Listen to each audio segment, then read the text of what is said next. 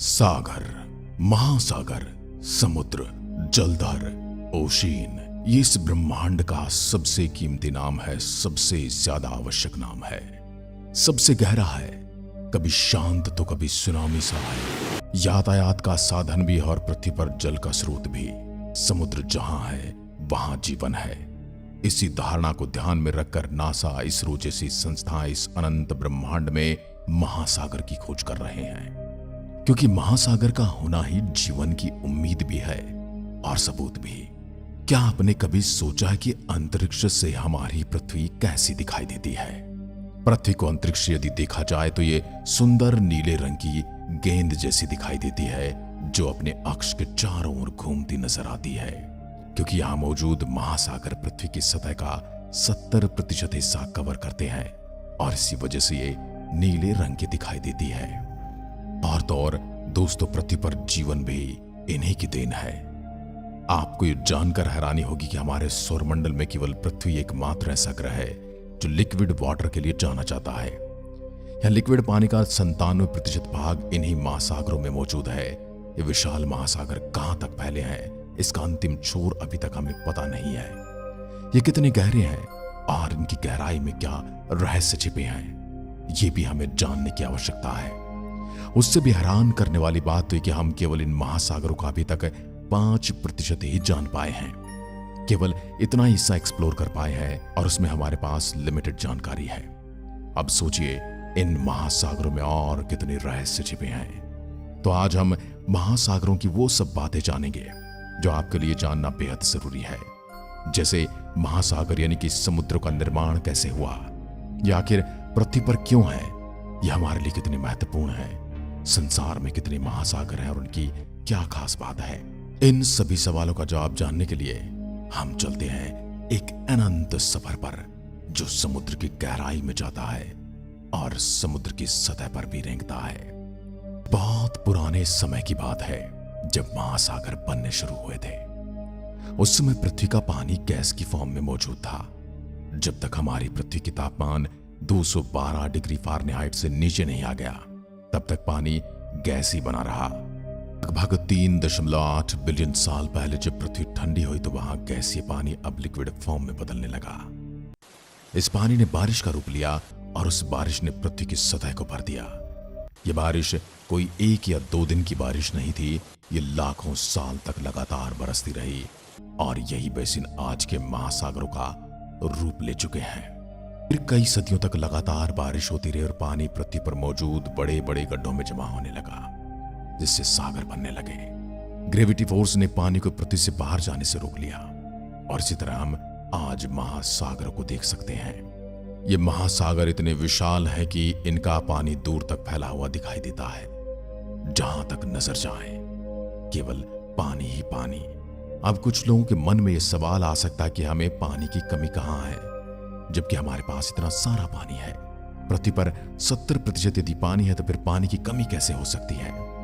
असल में पृथ्वी पर उपलब्ध अधिकांश पानी महासागरों में है, जो खारा होता है और पीने के लिए उपयुक्त नहीं होता। ताजे पानी के स्रोत बहुत सीमित हैं और ज्यादातर ताजे पानी ग्लेशियर, आर्कटिक बर्फ और भूजल के रूप में होता है। इसी कारण हमें पानी की कमी का सामना करना पड़ता है। महासागरों और समुद्रों के पानी को पीने के लिए उपयुक्त नहीं माना जा सकता। इसकी खास वजह है इसका खारापन। महासागरों में पानी का खारापन मुख्यतः उन चट्टानों की वजह से होता है जिनसे टकराकर बारिश का पानी महासागरों में समाता है।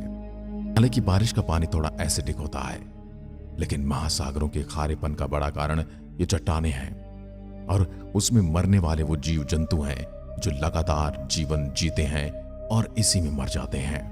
हालांकि महासागरों से हमें पीने का पानी नहीं मिल सकता, लेकिन एक महत्वपूर्ण चीज है जो हमें इनसे प्राप्त होती है और वह है ऑक्सीजन। आपको जानकर हैरानी होगी कि हमारे लिए आवश्यक ऑक्सीजन का लगभग 70% महासागरों में मौजूद समुद्री पौधे, विशेषकर समुद्री शैवाल उत्पन्न करते हैं। इसीलिए महासागर हमारे जीवन के लिए महत्वपूर्ण ऑक्सीजन का सबसे बड़ा स्रोत है। यानी ये सिर्फ पानी ही नहीं, सांस लेने के लिए हवा भी देते हैं। साथ ही ये समुद्र की ओशियन पृथ्वी को गर्म बनाने में सहायता करते हैं। यदि पृथ्वी पर आज महासागर नहीं होते तब तक की पृथ्वी एक बर्फ की चट्टान की तरह हमें दिखाई देती है, क्योंकि सागर और महासागर ऐसी वाटर बॉडीज होती हैं जिन्हें अक्सर एक ही समझा जाता है, जबकि असल में सागर तो महासागर का एक छोटा सा हिस्सा है और सारे सागर वहां पाए जाते हैं जहां महासागर और पृथ्वी मिलती है। इस तरह सागर महासागर के किनारे पर पाए जाते हैं और कुछ हद तक जमीन से घिरे होते हैं। 7 सीज की जिस प्रेस का इस्तेमाल एशियंट टाइम में महासागरों के लिए किया जाता था, उसके अनुसार पृथ्वी पर मौजूद 7 महासागर आर्कटिक, उत्तरी अटलांटिक, दक्षिण अटलांटिक, उत्तरी प्रशांत महासागर, दक्षिण प्रशांत महासागर, हिंद महासागर और अटलांटिक महासागर रहे हैं। लेकिन हमारे इन महासागरों को ज्योग्राफिकली केवल 5 माना गया है और वर्तमान समय में पृथ्वी पर मौजूद महासागरों की संख्या 5 ही कही जाती है। ये 5 हैं: पैसिफिक यानी प्रशांत महासागर, अटलांटिक यानी अंध महासागर, इंडियन यानी हिंद महासागर, सदर्न यानी अटलांटिक महासागर और आर्कटिक यानी उत्तरी ध्रुवीय महासागर। ये सभी महासागर एक दूसरे से कनेक्ट करते हैं और इन सभी ओशियन को मिलाकर एक ग्लोबल ओशियन यानी कि वैश्विक महासागर कहा जाता है। कहने का अर्थ ये है कि पृथ्वी पर एक वैश्विक महासागर है जिसके 5 हिस्से ये महासागर हैं, जिनमें सबसे बड़ा प्रशांत महासागर, फिर दूसरे नंबर पर आता है अटलांटिक महासागर, फिर हिंद महासागर, अंटार्कटिक महासागर और आखिर में आता है आर्कटिक महासागर, जो कि सभी समुद्रों और ओशियन में सबसे छोटा कहा जाता है। आइए अब एक एक करके इनके बारे में थोड़ा जान लेते हैं। तो पहले बात करेंगे प्रशांत महासागर की। संसार का सबसे बड़ा और सबसे गहरा महासागर प्रशांत महासागर। इसके पूर्व में उत्तरी अमेरिका और दक्षिण अमेरिका तथा पश्चिम में एशिया और ऑस्ट्रेलिया महाद्वीप स्थित हैं। उत्तर से दक्षिण की ओर ये महासागर आर्कटिक महासागर से अटलांटिक महासागर तक फैला हुआ है। भूमध्य रेखा इस महासागर को उत्तरी और दक्षिणी प्रशांत महासागर में विभाजित करती है। यह महासागर पृथ्वी की सतह का 1/3 से भी अधिक क्षेत्र यानी 30% से ज्यादा एरिया घेरता है। इसकी कुल क्षेत्रफल 165.2 मिलियन वर्ग किलोमीटर है। प्रशांत महासागर का नाम लगभग 750 साल पहले अस्तित्व में आया। यह बाहर से दिखने पर एक शांत महासागर प्रतीत होता है। इसकी औसत गहराई 3800 मीटर यानी 12,467 फीट है। इस महासागर में इतनी अनगिनत चीजें छिपी हुई हैं कि जानकर आश्चर्य हो सकता है। जितनी चीजें तो समुद्र मंथन के समय भी नहीं निकली होंगी। इसके किनारे पर भूकंप और ज्वालामुखी का क्षेत्र मौजूद है। साथ ही यहाँ 25,000 द्वीप भी स्थित हैं। इसलिए इसे सबसे अधिक द्वीप वाला महासागर भी कहा जाता है। इस महासागर में कई द्वीप समूह हैं, जिनमें फिजी द्वीप समूह और हवाई द्वीप समूह शामिल हैं। दुनिया की सबसे बड़ी कोरल रीफ ऑस्ट्रेलिया में है, जो प्रशांत महासागर में स्थित है और यह 2000 किलोमीटर से भी अधिक लंबी है। कोरल रीफ कई समुद्री जीवों का घर है और यह केवल उष्ण कटिबंधीय पानी में ही विकसित होती है। लेकिन जलवायु परिवर्तन के कारण पिछले 30 सालों में दुनिया की 50% कोरल रीफ लिप्त हो चुकी है। इससे समुद्री जीवन पर खतरा मंडराने लगा है। इस महासागर का पानी भूमध्य रेखा के पास गर्म रहता है, जबकि ध्रुवों के नजदीक जाते जाते यह पानी जमने के बिंदु तक पहुंच जाता है और यहाँ पर बहुत ठंडा पानी है। गर्म पानी में भरपूर समुद्री जीवन मौजूद है।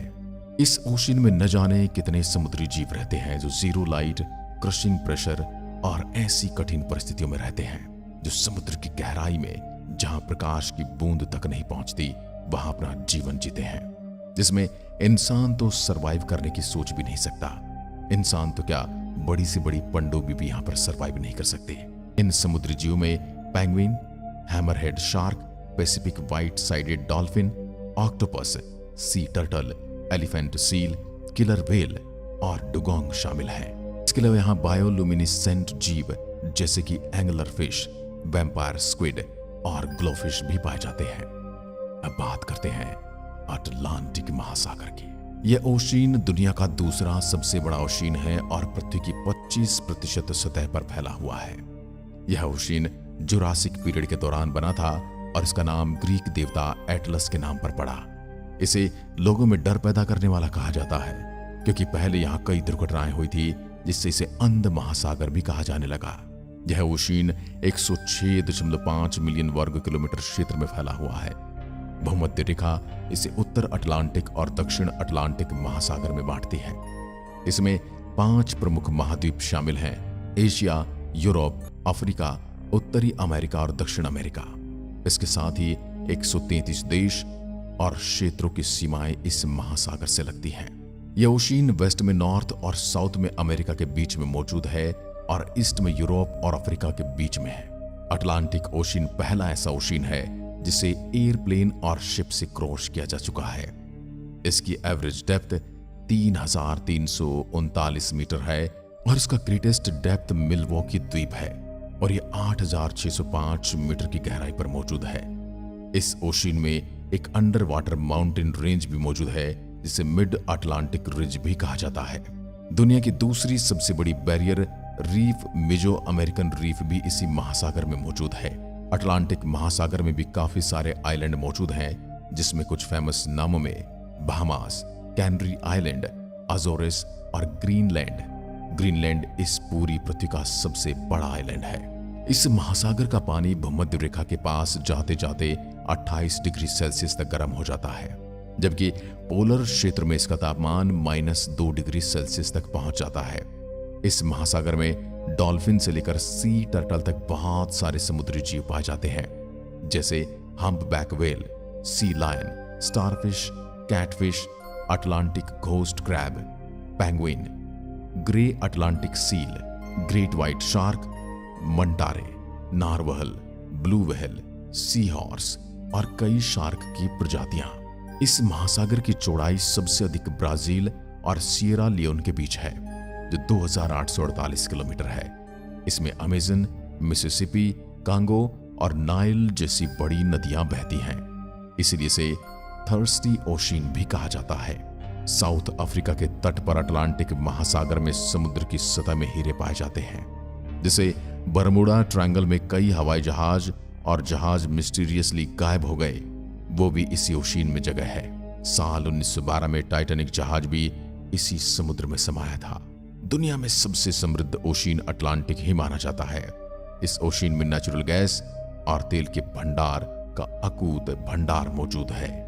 हिंद महासागर, इस महासागर का नाम इंडिया के नाम पर इंडियन ओशियन रखा गया, जिसे पहले ईस्टर्न ओशियन या ईस्टर्न स्टार कहा जाता था।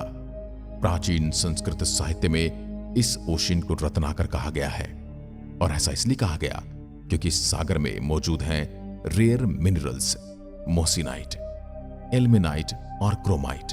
यह महासागर 180 मिलियन साल पहले बनना शुरू हुआ था और 1500 के दशक में महासागर एक्सप्लोर हुआ। तब नाविक अफ्रीका और आसपास के रूट तलाश कर रहे थे। यह ओशियन अर्थ सरफेस पर मौजूद वाटर का 20% है और 70.56 मिलियन वर्ग किलोमीटर एरिया तक फैला हुआ है। यह ओशियन अफ्रीका और ऑस्ट्रेलिया के बीच में मौजूद है। जियोलॉजिकली इसे यंगेस्ट ओशियन भी कहा जाता है। इसका साइज यूएस के साइज के लगभग 5.5 गुना के बराबर है। यह ओशियन 18 एशियन देशों, 16 अफ्रीकन देशों और 57 आयरलैंड ग्रुप को कनेक्ट करता है। इस ओशियन के उत्तर में ईरान, पाकिस्तान, भारत और बांग्लादेश है। इसके पूर्व में मलय प्रायद्वीप, इंडोनेशिया का सुंडा आइलैंड्स और ऑस्ट्रेलिया है। दक्षिण में अंटार्कटिका है और पश्चिम में अफ्रीका और अरब प्रायद्वीप हैं। इस समुद्र की चौड़ाई सबसे ज्यादा वेस्टर्न ऑस्ट्रेलिया और अफ्रीका के पूर्वी तट के बीच में है, जो कि 1000 किलोमीटर है। हिंद महासागर में प्रमुख महासागरों के कुछ सीमांत सागर हैं। उत्तर में इंग्लैंड वेस्ट सी और फारस की खाड़ी है। नॉर्थ वेस्ट में अरब सागर, नॉर्थ ईस्ट में अंडमान सागर है। अदन और ओमान की बड़ी खाड़ी इस महासागर के नॉर्थ वेस्ट में है, तो बंगाल की खाड़ी नॉर्थ ईस्ट में मौजूद है। इस समुद्र के कई सारे अंडर वाटर वॉल्केनोज हैं, हालांकि अब एक्टिव नहीं हैं। भूमध्य रेखा के पास तटीय क्षेत्रों में इस समुद्र का तापमान 28 डिग्री सेल्सियस या उससे कहीं ज्यादा पहुंच जाता है। इसलिए बाकी महासागरों की तुलना में यह महासागर समुद्री जीवन के अनुकूल नहीं है, और इतना ज्यादा तापमान होने की वजह से ही यह समुद्र संसार का सबसे गर्म महासागर भी है। इसमें टर्टल, सील और सी काऊ जैसी खतरनाक स्पीसीज पाई जाती हैं। इस ओशियन में ऑक्सीजन की मात्रा सबसे कम पाई जाती है, और यह भी एक कारण है कि इस महासागर में जीवन बहुत कम पाया जाता है। हिंद महासागर की औसत गहराई 12,990 फीट है और इसका सबसे गहरा पौंध जावा ट्रेंच है जो कि 7,500 मीटर गहरा है। सिंधु नदी, गोदावरी, ब्रह्मपुत्र जैसी बड़ी नदियां इस महासागर में समा जाती हैं। इस महासागर के किनारे पर मौजूद कुछ तटीय शहर हैं जिसमें मुंबई, कोलंबो, सिंगापुर, डरबन, साथ ही मुंबई, चेन्नई, कोलकाता, कोलंबो, डरबन, जकार्ता और मेलबर्न जैसी ओशियन के प्रमुख बंदरगाहें हैं। उत्तरी हिंद महासागर ऑयल ट्रांसपोर्ट का सबसे महत्वपूर्ण रूट है क्योंकि यह एशिया को मिडिल ईस्ट की ऑयल रिच कंट्री से जोड़ता है। दुनिया की ऑयल सप्लाई का 40% इसी समुद्र की गहराई से मिलता है और तेल में दुनिया के समुद्री व्यापार का 80% से भी ज्यादा व्यापार इसी समुद्र के जरिए होता है। अन्य 4 महासागरों की तुलना में ये ओशियन जमीन से घिरा हुआ है क्योंकि इसके नॉर्थ में एशिया। हैरान करने वाली बात तो यह है कि हिंद महासागर हर साल 20 सेंटीमीटर तक चौड़ा होता जा रहा है, जिसकी वजह है नॉर्थ पोल और साउथ पोल की बर्फ का पिघलना, जो हमारे लिए एक खतरे का संकेत है। Antarctic ocean. ये ओशियन पृथ्वी के दक्षिण में मौजूद है, इसलिए इसे दक्षिणी महासागर, दक्षिण ध्रुवीय महासागर जैसे नामों से जाना जाता है। इस ओशियन को पहले महासागरों की गिनती से निकाल दिया गया था, लेकिन अब फिर से इसे लिस्ट में शामिल कर लिया गया है। साल 1953 में इस ओशियन को सागर और महासागरों की सीमा से हटा दिया गया था, जिसके बाद साल 2000 में एक बार फिर महासागरों में आकर मिल गया। इसका पानी अन्य महासागरों से अलग पाया गया था। ये एक ऐसा ओशियन भी है जो एक महाद्वीप को घेरता है और इसका नाम है अटलांटिका। ये दुनिया के 5 ओशियन में दूसरा सबसे छोटा ओशियन माना जाता है। ये पृथ्वी की सतह का केवल 6% हिस्सा ही कवर करता है। ये महासागर 20.33 मिलियन स्क्वायर किलोमीटर एरिया में फैला हुआ है और इस महासागर की औसत गहराई 4000 मीटर से 5000 मीटर के बीच है। यह ओशियन इतना बर्फीला और ठंडा है कि हर मौसम में यहाँ हिमखंड देखने को मिलता है। साथ ही यहाँ का तापमान -2 डिग्री सेल्सियस से 10 डिग्री सेल्सियस तक चला जाता है। यहाँ का मौसम हमारे गांव शहरों से काफी अलग है क्योंकि यहाँ गर्मियां अक्टूबर से फरवरी तक होती हैं और सर्दियां यहाँ मार्च से सितंबर के बीच। दुनिया की 90% बर्फ अंटार्कटिका में मौजूद है। पृथ्वी का सबसे ठंडा टेम्परेचर भी यहाँ होता है। वैसे इस ओशियन को अभी तक पूरी तरह से एक्सप्लोर नहीं किया गया है, लेकिन वैज्ञानिक कहते हैं कि इस ओशियन के सरफेस पर बहुत से मिनरल्स मौजूद हैं। इसमें ऑयल, गोल्ड, नेचुरल गैस और मैग्नीशियम शामिल है। हर साल यहाँ 50,000 से भी ज्यादा टूरिस्ट आते हैं और यहाँ कई नौका दौड़ भी आयोजित की जाती हैं। अंटार्कटिका ओशियन एक ठंडा समुद्र है। इसके बावजूद इसमें कई मरीन बर्ड्स और एनिमल्स रहते हैं। इसमें दुनिया के सबसे बड़े क्रिएचर भी देखने को मिले। यहाँ कोई भी मानव जाति निवास नहीं कर सकती, लेकिन यहाँ 30 देशों के रिसर्च स्टेशन जरूर बनाए गए हैं, जिसमें 2 इंडिया के रिसर्च स्टेशन शामिल हैं। गर्मियों में इन रिसर्च स्टेशन पर 4000 साइंटिस्ट रहते हैं और सर्दियों में 1000। अंटार्कटिक महासागर ने अंटार्कटिका महाद्वीप को घेरा हुआ है, जिसकी वजह से अंटार्कटिका महाद्वीप पृथ्वी का सबसे ठंडा महाद्वीप है। जहां सबसे कम तापमान मेजर किया गया है वो है -98.6 डिग्री सेल्सियस। न तो कभी बारिश होती है और न कभी बर्फ गिरती है, इसलिए कॉन्टिनेंट सबसे ड्राई कॉन्टिनेंट है। इसी ड्राइनेस की वजह से अंटार्कटिका को दुनिया का सबसे बड़ा डेजर्ट भी कहा जाता है। ये 5.5 मिलियन स्क्वायर माइल्स का एरिया कवर करता है। ये कॉलर डेजर्ट है और आपको ये जानकर हैरानी हो सकती है कि सहारा रेगिस्तान में इस महाद्वीप की तुलना में ज्यादा बारिश होती है। आखिर में बात करेंगे संसार के 5वें बड़े सागर, उत्तरी ध्रुव महासागर की। यह महासागर 5 महासागरों में सबसे छोटा और सबसे उथल पुथल है। यह उत्तरी ध्रुव के आसपास स्थित है और उत्तरी ध्रुव वास्तव में अंटार्कटिक महासागर के केंद्र में स्थित है। यह महासागर गोलाकार आकार में दिखाई देता है और इसका क्षेत्रफल 6.37 मिलियन वर्ग मील है। यह महासागर पृथ्वी की सतह के 3% से भी कम क्षेत्र को कवर करता है।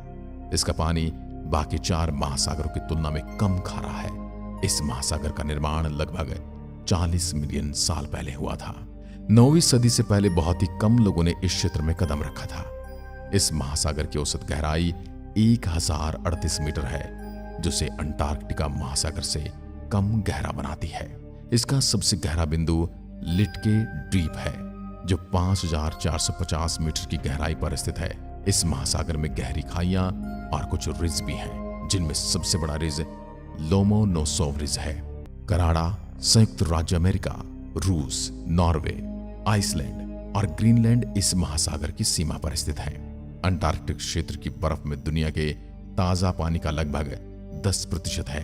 यह विशाल सफेद जमी हुई बर्फ सूर्य की किरणों को परावर्तित करके इस क्षेत्र को ठंडा बनाए रखने में मदद करती है। यहाँ का तापमान -2 डिग्री सेल्सियस तक रहता है। सर्दियों में बर्फ की मोटी चादर पूरे महासागर को ढक लेती है, जबकि गर्मियों में भी अधिकांश हिस्से में बर्फ बनी रहती है। बर्फ बसंत और गर्मियों में पिघलती है और शरद ऋतु में सर्दियों में फिर से जमा होकर अपने पुराने रूप में आ जाती है।